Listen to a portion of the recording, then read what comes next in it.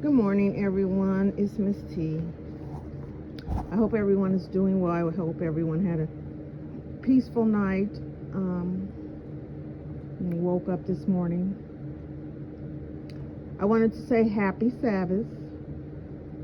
Some people know that today is actually the Sabbath day. I believe all people really know the truth, but it's been embedded into their minds for so long that we worship on Sunday that it's just normal.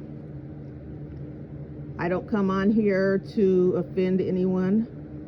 I come on here to share God's word, his message, and his truth. So that's what I'm doing. So I wanted to talk about, since it is the Sabbath, I wanted to talk about why we are so divided and confused about the Sabbath day. So God created the world in 6 days, and on the seventh day he rested. So what that means to me is that everything that he created, everything that he had to do was already completed on the 6th day. He added an extra day for rest. So what he passed on to us is that in all of his glory and all of the things that he created, that we were to rest on that Sabbath day that he created extra, that he created, I'm not going to say extra, that he created specifically for us to rest from all work, rest from all, the hustle and bustle of the world, we work, we try to figure out how to, make sure everything is in order, pay bills, make sure groceries. We do a lot of things. Children are okay. All of that. We do all of that within that week. And he gave us a day to actually not to have to work, not to think about that, to worship him, to honor him for all the things that he has done for us. And so, since he created that day specifically for us to rest and honor him, no one has the right to change that day or make it seem less important just because of some type of, maybe that day is not convenient for us to worship because we need that day for something else. So what man did was, there's many theories of why the day Sabbath was changed. Some say that Christians changed it to coincide with Jesus' resurrection. So they felt that his resurrection was so important that we should worship on that day, that we should keep the Sabbath on the day that he rose. But it doesn't say in the Bible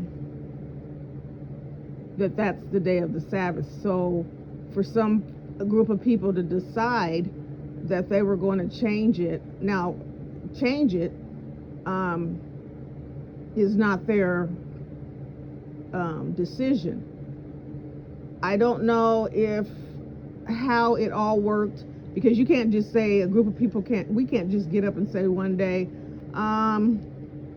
we're going to take Tuesday and name it Thursday, and then it works out. So it has to be official. It has to be, we have to, whoever the government, we don't know nothing about it because we don't have nothing to do with it. We don't get to change any laws. We don't get to make any decisions. We never have. So I don't know how that works. Some say that the Catholic Church, and I want to dive deeper into that because I'm not quite sure where the Catholic Church started, but I thought it was in another country. And so I was wondering why it was we follow a religion that doesn't, but anyways, I'm not going to, like I said, I'm going to research into that. So the Catholics changed, they said the Catholics changed the day to Sunday. And then they said that there was a Roman, is it a Roman dictator or a Roman leader, emperor, whatever, named Castine. I'm sorry, I can't read my writing, but you can look it up. Like I said, I'm not here to give you all the information. You can look it up yourself. That he officially changed it to Sunday. I don't know what kind of power he has to just go and say that he's going to change it. But let me go back to the Catholics. They decided, after the Christians decided to change it, then the Catholics came in and named Sunday the day of rest and worship. So they just, Sunday, they just changed the name. That's going to be the day of rest and worship. I'm assuming that that's when they started to worship on Sunday, but it still doesn't tell me that it was officially changed until it talks about the emperor who changed it on officially.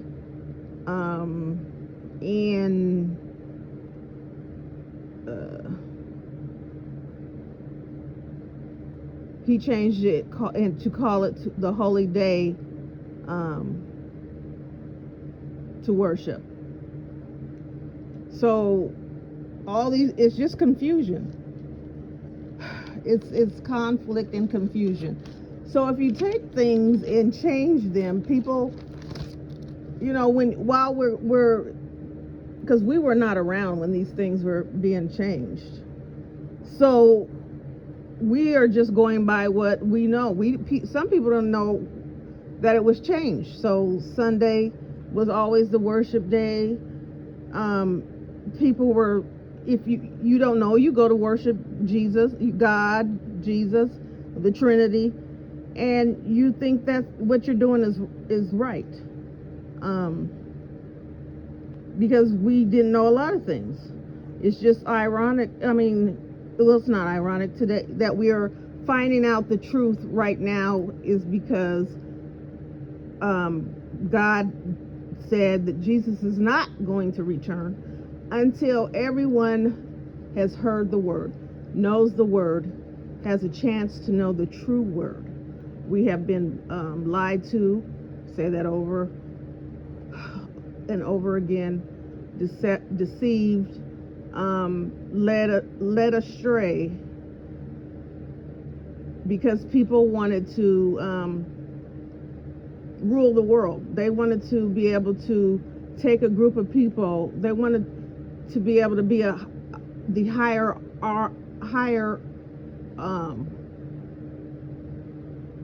give me the word, hierarchy,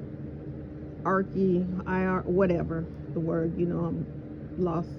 My mind is just waking up. And then everybody else underneath. So in order to do that, you have to rewrite history. You have to wipe out history. You have to remove things from the history. You have to take things and rearrange them so that you can make people believe what you're trying to say. I believe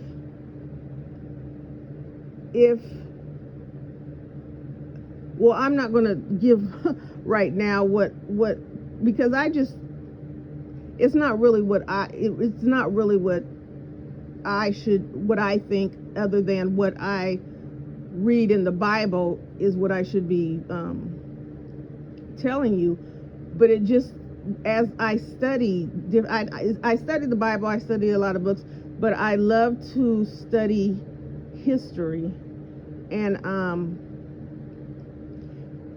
it's just amazing how one thing that turned in history changed the lives of millions, and have still changed the lives of millions. We've come up from, where we were each step, but we are still systematically in chains. And what we don't realize is when we're being entertained, we're not being educated. And if you let that sink in for a minute, I think you would know what I'm saying. Black people are the leading number one group of people on social media. What is on social media? They put, anybody can start a YouTube channel, but what is the narrative that the masses are putting out there?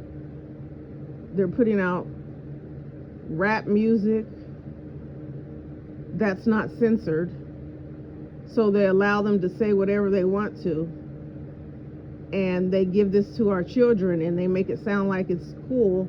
And look what's happened, what it has happened to our people, our generation, all of our community. They allow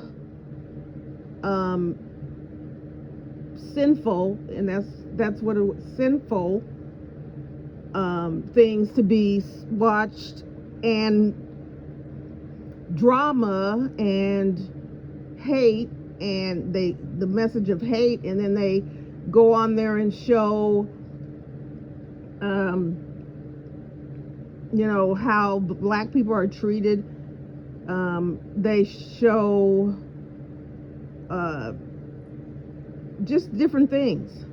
But while we're being entertained and we're listening to the rap music and giving these rappers the beat was the bar, he's got bars, and the women that are twerking and wearing practically nothing, and then they introduce what the latest drink that the rappers, I guess I don't know, make up, put stuff in lean and all, and just all that. And while we're being entertained and being nosy into other people's lives that we don't know, will never know, and they don't care about us, they just care about your dollars, we're not being educated about all of our missing children.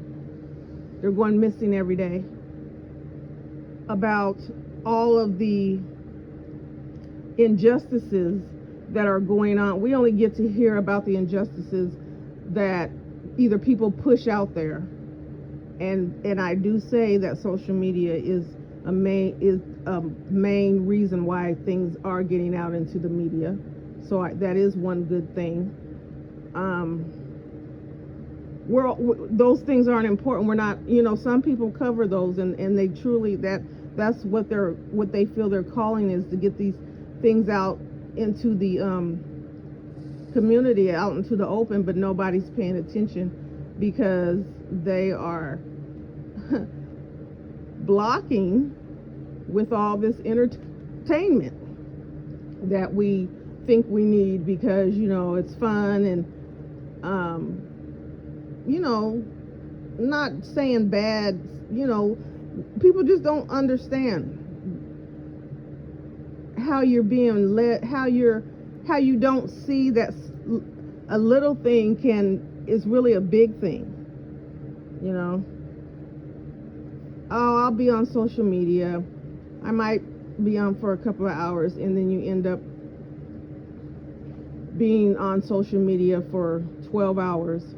And while those 12 hours have gone by, things around you that you probably needed to focus on have passed you and gone on, and nothing was you didn't handle that because we were too busy. So like I said, just keep that in mind. When you're being entertained, you're not being educated. So back to the Sabbath. So what I studied, and I realized, because I was thinking, why, back earlier, when I was forced to go to church, or because we worshiped on Saturday. I've always worshiped on Saturday. And so I just wondered, why do people, if you're telling me that the Sabbath, this is the Sabbath day, why do people go to church on Sunday? I didn't understand that. And what we as people do in black churches, we aren't to question what the pastor says or what he what's going on, even though you're confused, you're not understanding. And so when you're not understanding things and people are not explaining them to you, you feel like you're being lied to where you're at, or you feel like something's not right, and so you turn away from listening to anything, because I don't understand why if we are supposed to all follow God and love one another, that we're bickering and we're not even together. Some people go to church on Sunday. I didn't understand it. So that's why it's fascinating to me. That's why I study so much now, because it all has fallen into place. Once you get the correct information and read it and put it together, it all falls into place.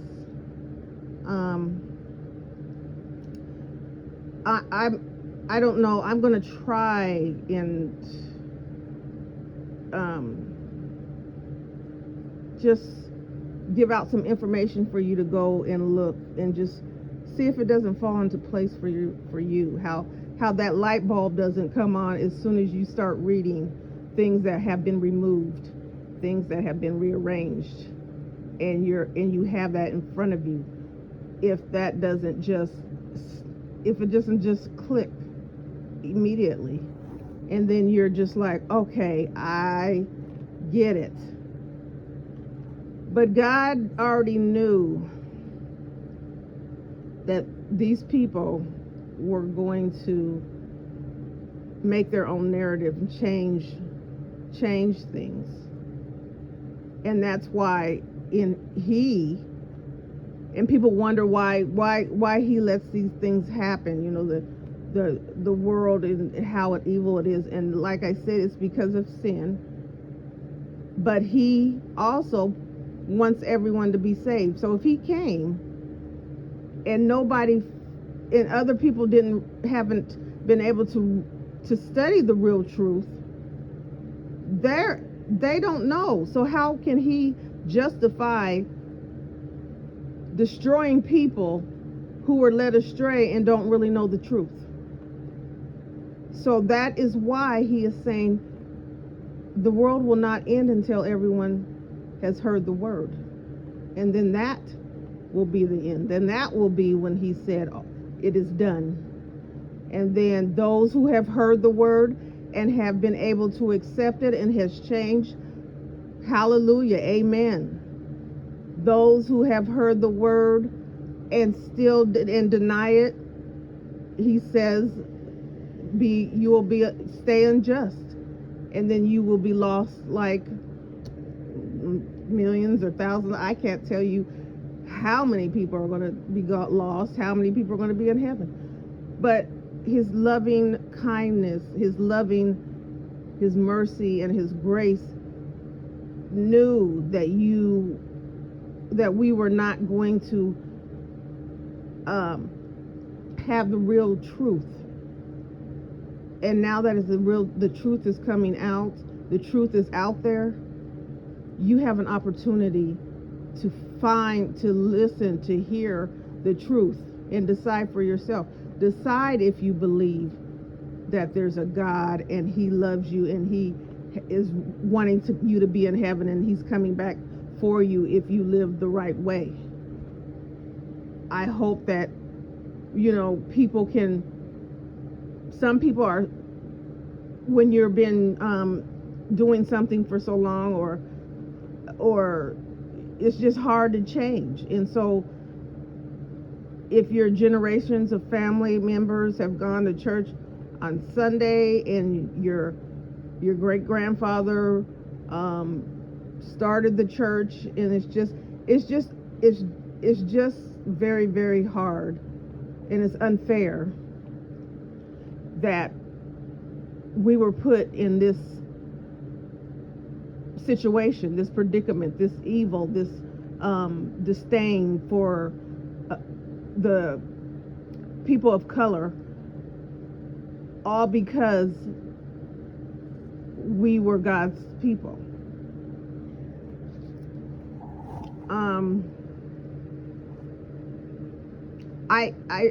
I always think, well, that's not it. Okay, so, because I'm going all over the place again, because I'm supposed to be talking about the Sabbath, but I do not understand why a group of people hate another group of people so much that it's just, they rather us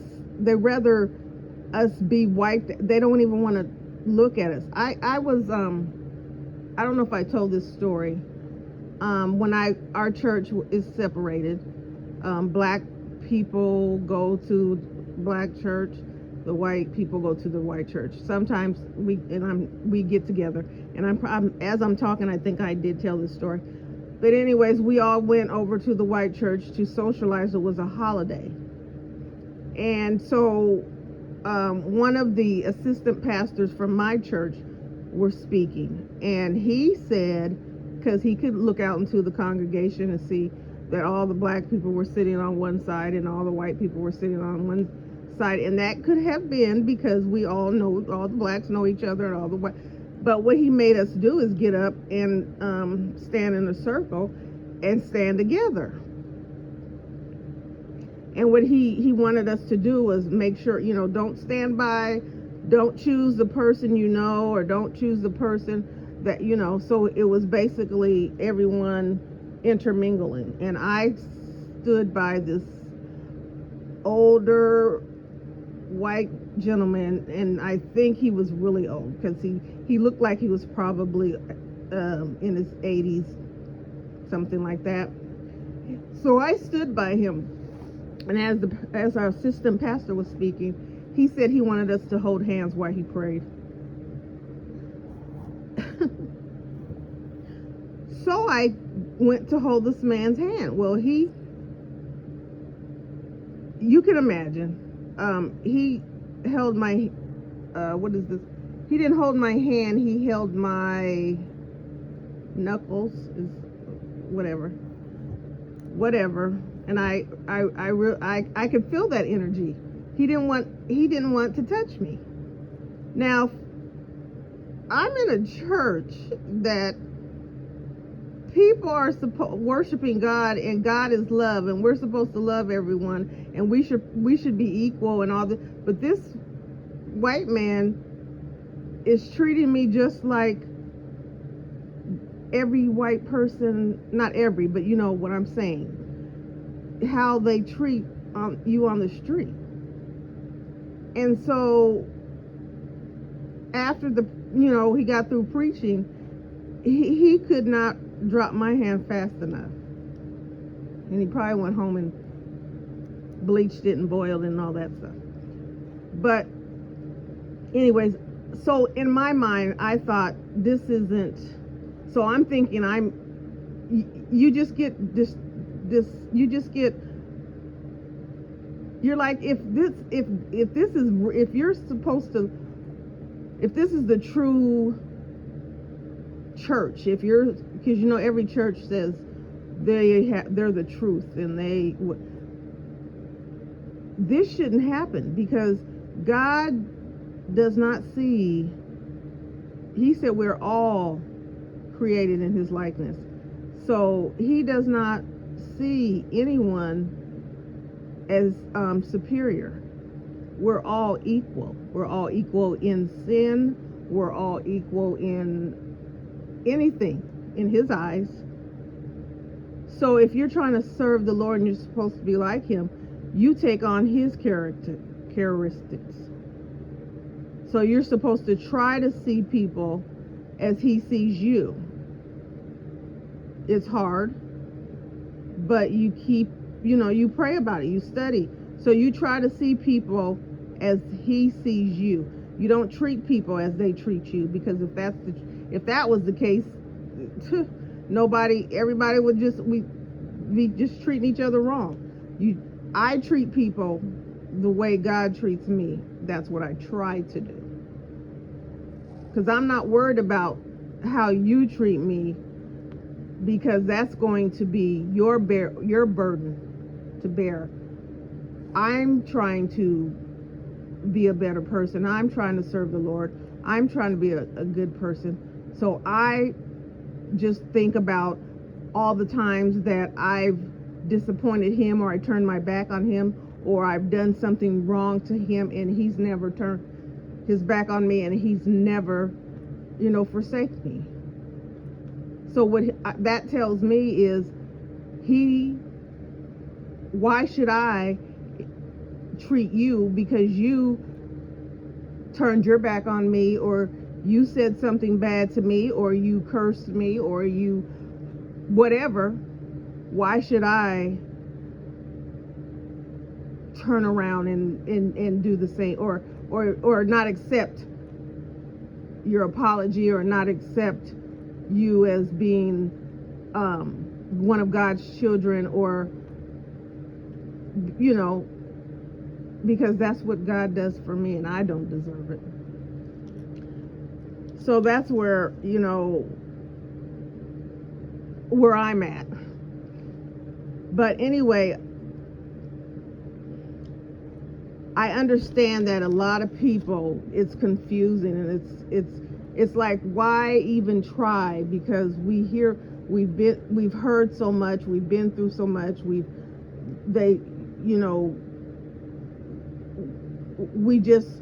why even, what is Christianity? Christianity doesn't sound like, the word sounds pretty, but it doesn't look like what the word is. What is, so I understand why people just don't believe, or just don't feel what it's supposed to feel like, or see what it's supposed to feel like, because man has taken it, rearranged it, made it fit their narrative. They took the Bible and they chopped it up, and they took things out and made it sound like what they wanted it to say. And then they said, we don't want them to learn how to read, because then they would know part of the truth, because the other part we took out, but they would know that if they read this Bible, that they would know that they were God's chosen people.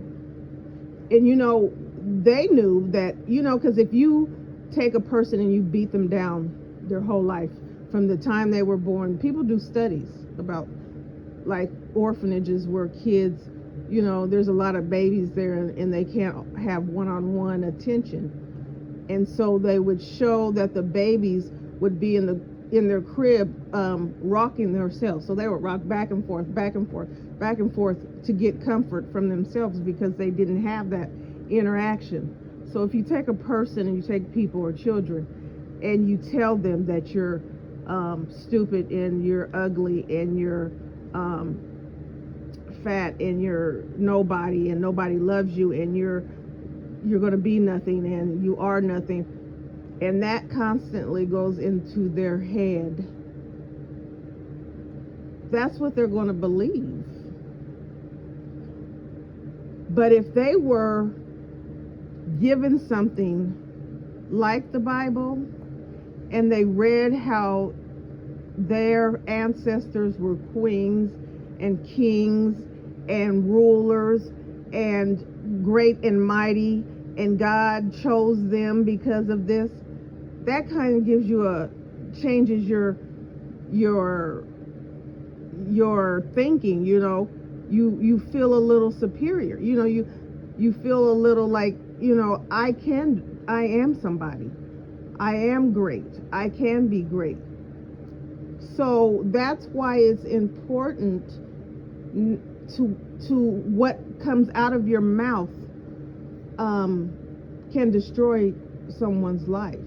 People don't think so. They think it's funny to call people names or whatever they call it. What's it when they go back and forth? I'm not trying to act like I'm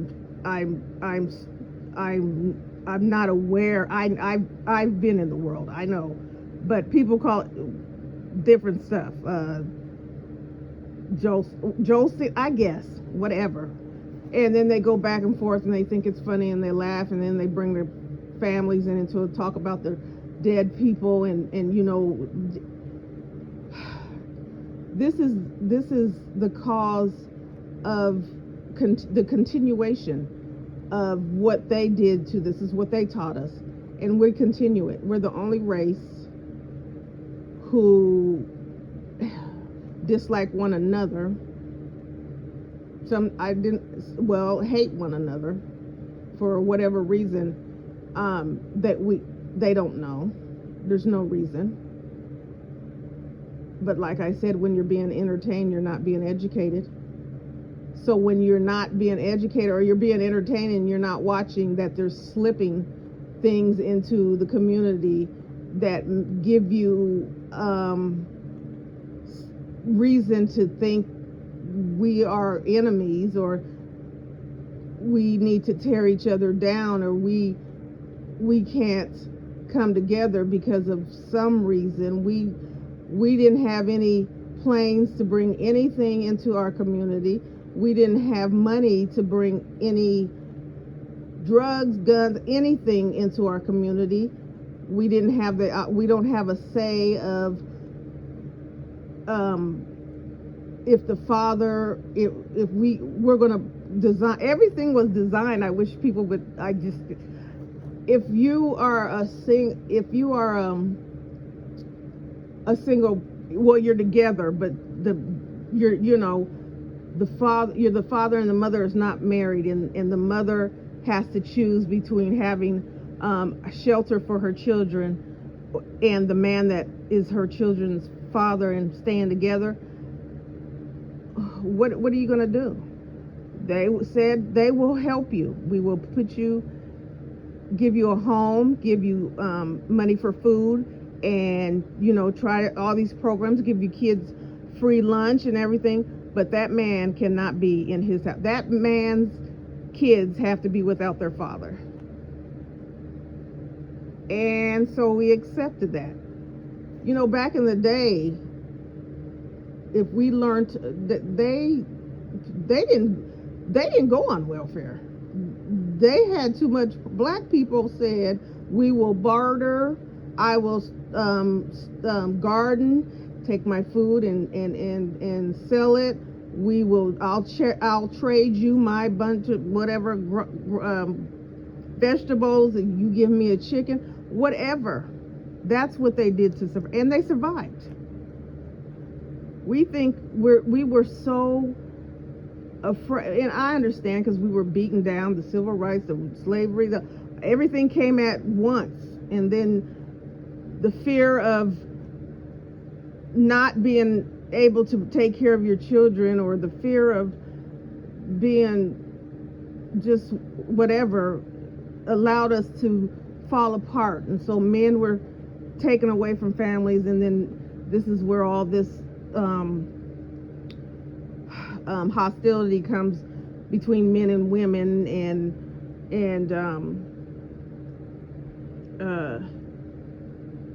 then they'll add something else in, and while we're still trying to deal with that, then we get these other pressures. And you know what I was thinking the other day, because I was listening to something that they said, that your device is like a that's how they track you, or that's how they determine who and whatever you are. I said they're probably going to label me a troublemaker or something. I for some reason I feel that coming on. I don't know, but I have God on my side, and He's the one who tells me what to do. So what they can do is take away my channel, I guess, and then He will give me another platform to do something. So I'm not gonna. I just thought about that the other day when I was looking at that. But that's how they censor you. They don't want troublemaker. What did they used to do to people who try to enlighten, educate their people? They got rid of them.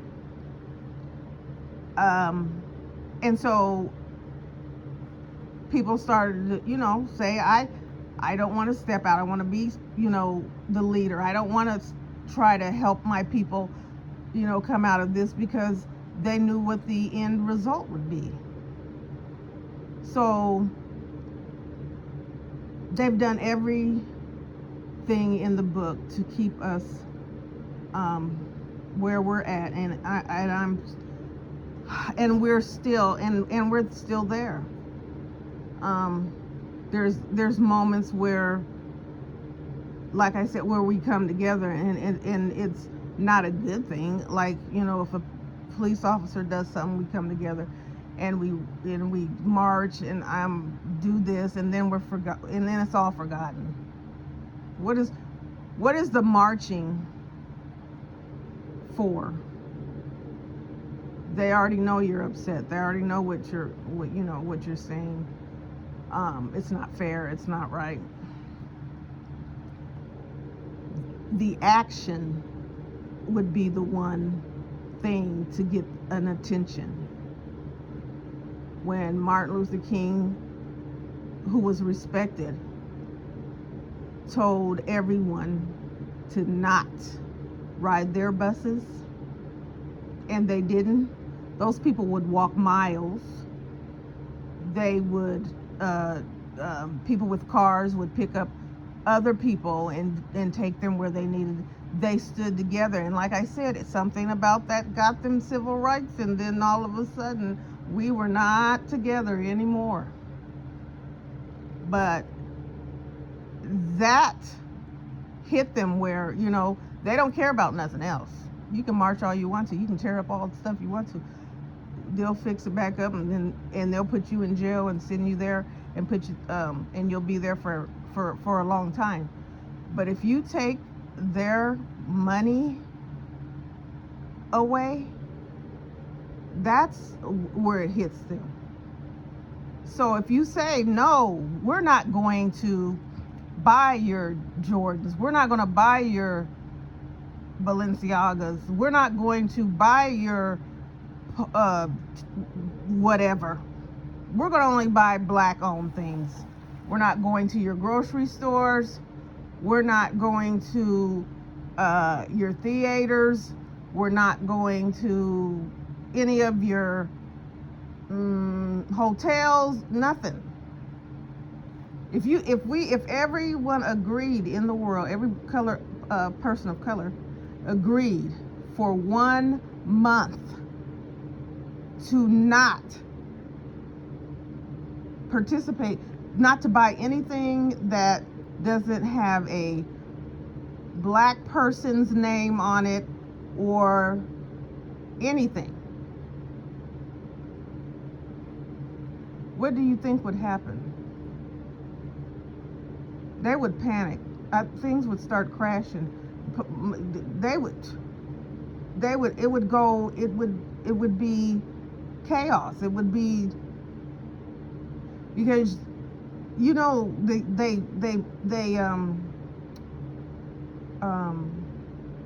and including, don't go to Spotify and or wherever and purchase their rap music that they allow.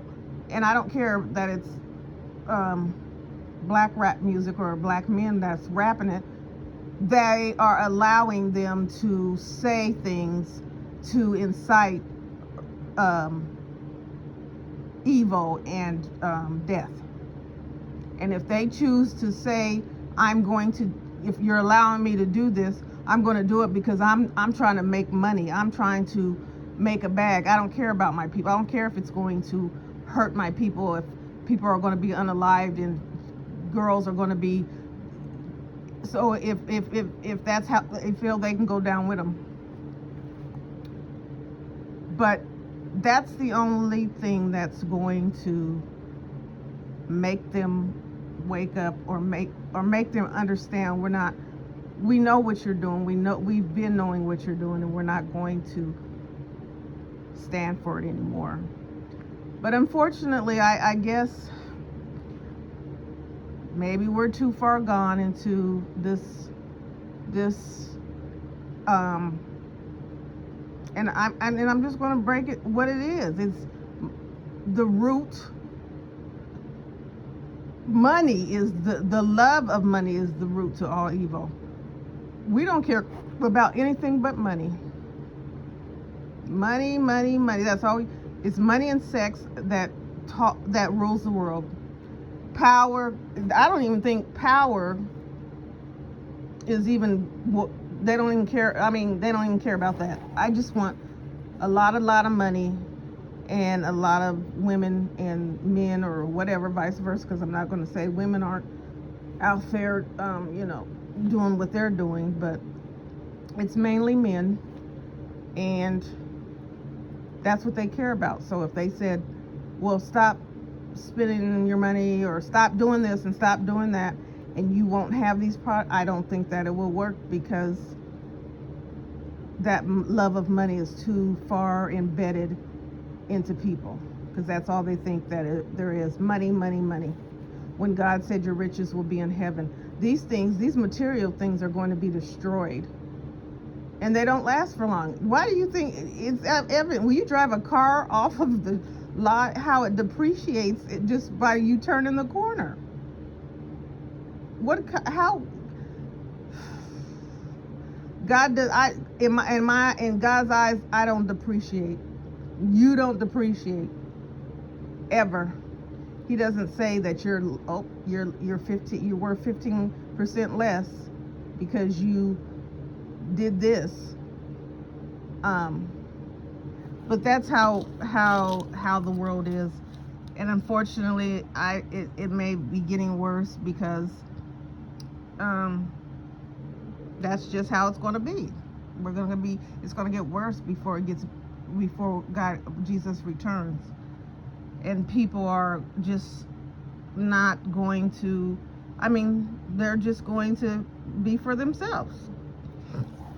They want the gusto. They want to go for the gold. They don't care who they step on. They don't care who they unalive. They don't care who they ruin.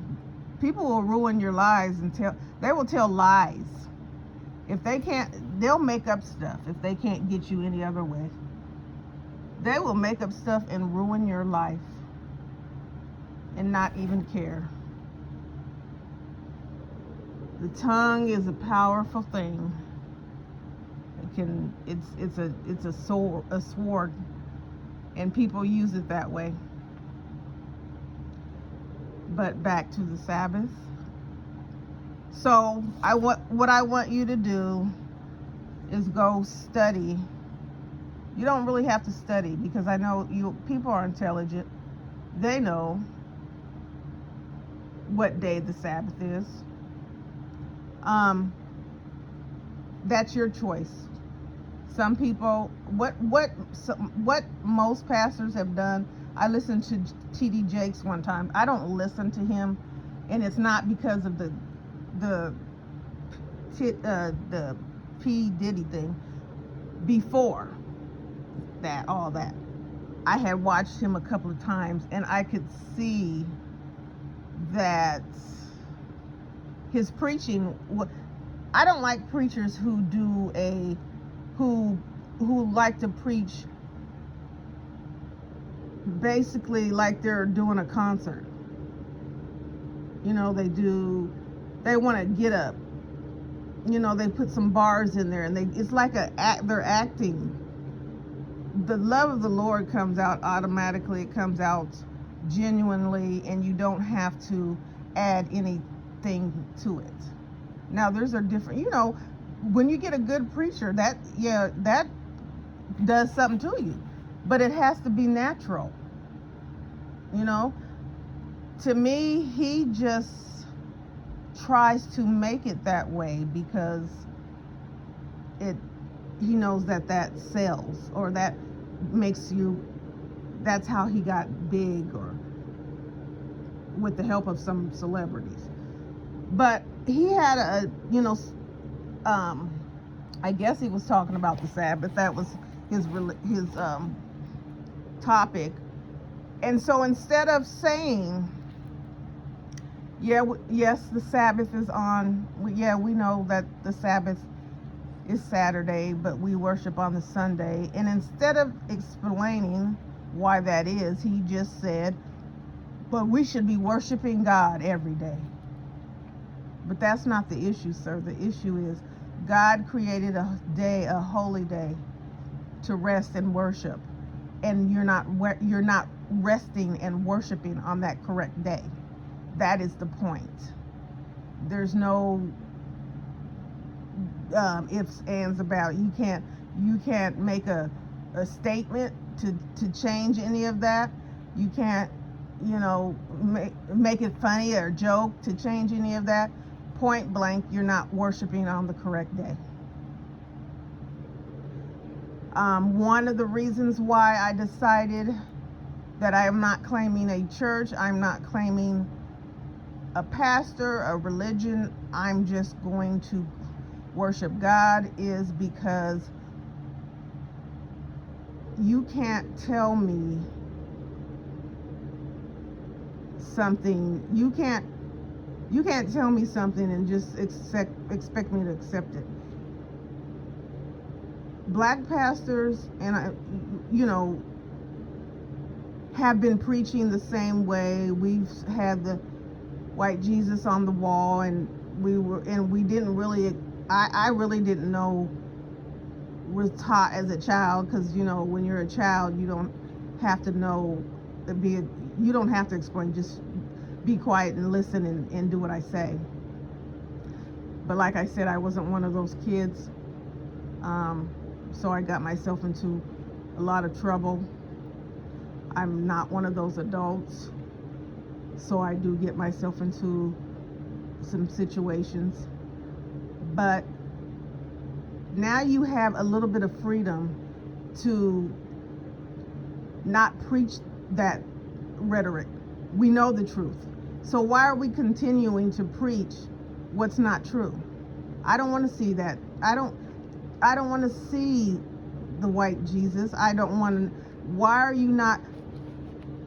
Let me say this before I forget. I went and heard a man. He used to live in my town, and we went to the same church. But he moved away. He became a preacher. He came back to preach.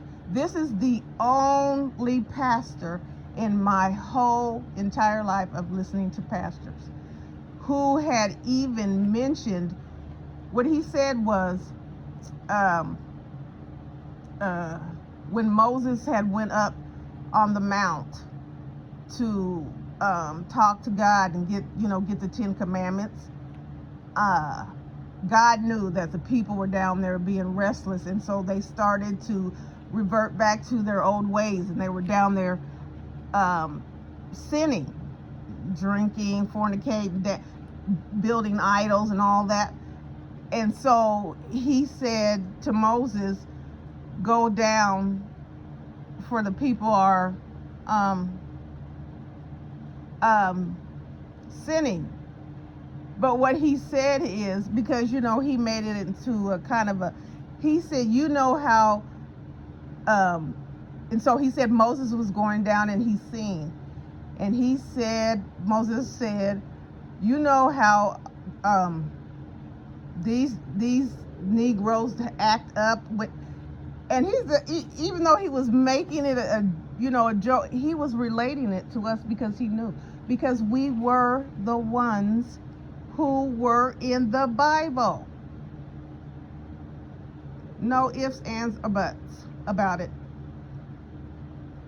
And so he made it relatable to us today. How we act up. As soon as, we act up. And so he's the only pastor, preacher that I even heard try to relate it to. I don't want to keep hearing the same sermon that was said before, when we were confused and didn't know that, you're teaching the same thing. You're teaching what they told you to teach, and it's not the truth. And why do we continue to teach it? So God has given me a brain, mind of my own, and so I go out and I read and I worship him, and I ask him to give me the understanding. And since I've done that, my eyes have been truly opened. Truly opened. And I just wonder why don't other people just get excited to know this? We know the truth. We are somebody. We were not cursed. God does not hate us. We are not inferior. They are not better than us. We are not dumb. We are not ugly. Our skin color is not ugly. Dark people's skin is beautiful. Our hair is beautiful. We don't need to straighten it. We don't need to put perm in it. We are beautiful. God made us the way we are, and he made us in his likeness. We let people tear us down and make us believe something else, but you don't have to believe that anymore. And in order to get it to be changed around, we have to tell the children the truth. We have to teach them the truth. We might have, way back, slaves never got to know the truth, or they knew the truth. They never got to. They couldn't worry about. They didn't have a chance to worry about trying to make a change, because they were being tormented and tortured and abused and assaulted and unalived, and they were just trying to live. The next people that came along, they didn't get a chance to try to change, because they were being tortured, abused, terrorized by the men with the white sheets, trying to keep their husbands alive, trying to feed their families. And so they relied on the God that they knew. They still worshiped, and they still asked him to send Moses to free them. The next generation, so when we're coming up as far as, I would say 1970, I don't know. where we had a little bit of, I don't know what year, I can't even say, maybe it was 1999, I don't know. You do have an opportunity to learn the truth, to speak the truth, to understand the truth. And if you don't take that opportunity, you're telling us, or you're telling them, we believe you. We are nothing. God doesn't love us. You're better than we are. Our children are not smart. We are not as beautiful as you people. We're only good to entertain you, run footballs down the field, play basketball. We're not good to play golf, because that was your game, and how dare that we get people into golf and tennis. But those are the only things that we're good for. The narrative we're going to put out there is that the government takes care of all of us, and we're lazy and we don't do anything. We have no ambition. We have nothing. And so that's what you're doing when you continue to feed into their lies and go along with their program.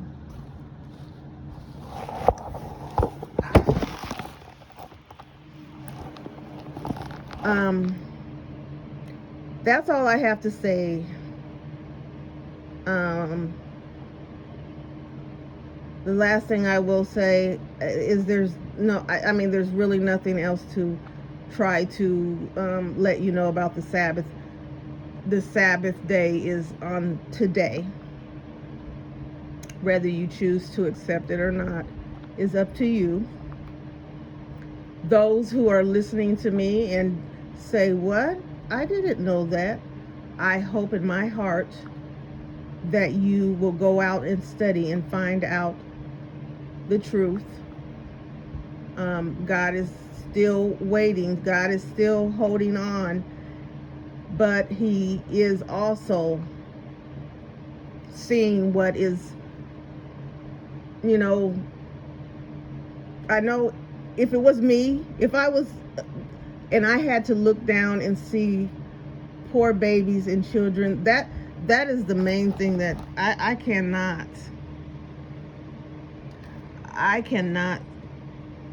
I have such a heart for babies and children. They're innocent. They didn't ask to be brought here, and they can't defend themselves. And children are just vulnerable. Older people, we all are, women, men. But I'm just saying, he looks down every day. We hear stories once in a while, or I'm sick of it, but he sees it every single day. Everyone, all of it. And I know there's so many times that he wants to tell those angels to let loose, but he said, he made a promise that everyone has a chance to be saved. And that's what gives him that he has to hold on just a little bit longer. But he's not going to, the minute, I believe the very second that what he said happens, every single person knows the truth. Whoever that last person is, and they say, wow, that's the truth. I accept you, Jesus. I love you, Jesus. I turn from my ways and I serve you. That last sentence, I believe that's it. God's gonna point, and those angels is just gonna let those four corners loose. And that's going to be the day. Are you ready for that day? Am I ready for that day? Let's all get ready for that day. Till next time.